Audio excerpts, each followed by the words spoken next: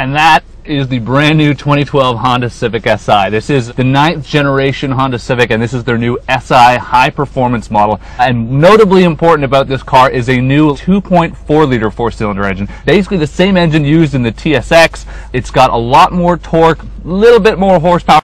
It really is a compelling driver's car. Because we know that anybody who's interested in buying a new Si would be interested in all the nitty-gritty specs. So let's have it. This is the 2.4 liter engine. It makes 201 horsepower, which is exactly 4 horsepower more than the old model, but it does that at 7,000 RPM, which is 800 RPM lower. But the real improvement is torque. We're talking about a 22% increase in torque. Now, you never get 22% increase in power in pretty much any vehicle, so that's an impressive number all on its own. But the power comes on, the full torque, as opposed to being at 6,900 RPM like it used to be, it's now at just 4,300 RPM. So it's a much more usable car, and we really felt it when driving the autocross earlier in second gear. You've always got the power going. Style-wise, the coupe is more of a departure from the previous generation than the sedan is. It sort of looks longer and sleeker, which is nice in some respects, but in other respects it kind of looks a bit sort of toned down, a bit more feminine than in the past. It is about 4/10 of an inch lower to the ground, so that's good for looks and also for handling. It's got the nice 17-inch wheels, which you expect on a car like this. You can upgrade to high-performance tires. It doesn't really look like it needs a factory lip kit though, something to really bring the aggression. I mean, there's some that looks pretty wide and aggressive, but we could really go for a lip kit just to sort of give it the aggression that the Si is known for. As we experienced on the autocross and driving around on the regular street, the car is a hoot to drive. Honda beefed up some other components. We're talking about some things like front sway bars are 1 millimeter thicker, and the rear sway bar is actually 4 millimeters thicker. And that really helps to deliver the sort of lift throttle oversteer that front-wheel drive cars really need. Like previous generation cars, it also comes with a good old-fashioned mechanical limited slip differential. We really find when driving this car, even with the traction control on, it really, it doesn't come on very often, because the system does such a good job of distributing power to the appropriate wheel that you just don't feel it kick in all that often.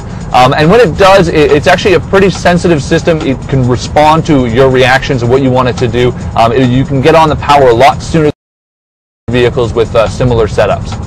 But perhaps the coolest addition for this year has to do with the VTEC system. Honda's actually engineered a little light that illuminates when the VTEC system kicks in, so at about 5,500 RPM. And it actually lights beyond that with 4 yellows and then 2 reds right at the top when it's time to shift. And it's pretty cool.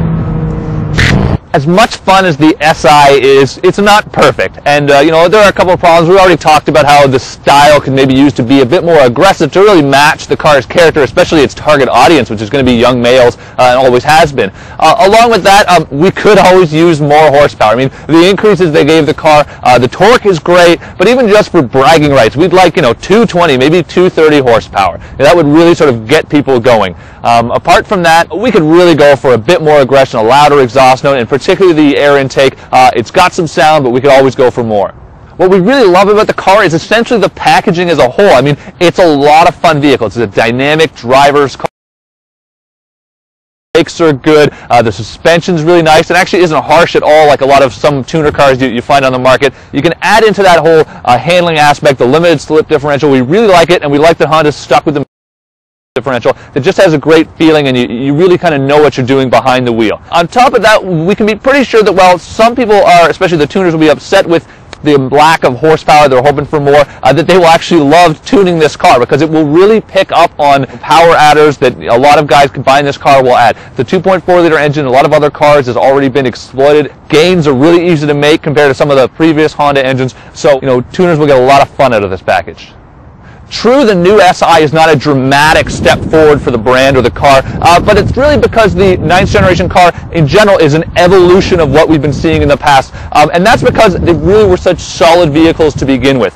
When it comes to a vehicle like the Si, there aren't a lot of competitors left in the segment, and it's not clear if that's from lack of demand or just because cars this good scared people off from really trying to compete at that level. But if you love driving a car that just reacts to your inputs and does what you tell it, you'll find few more rewarding rides than the Civic Si.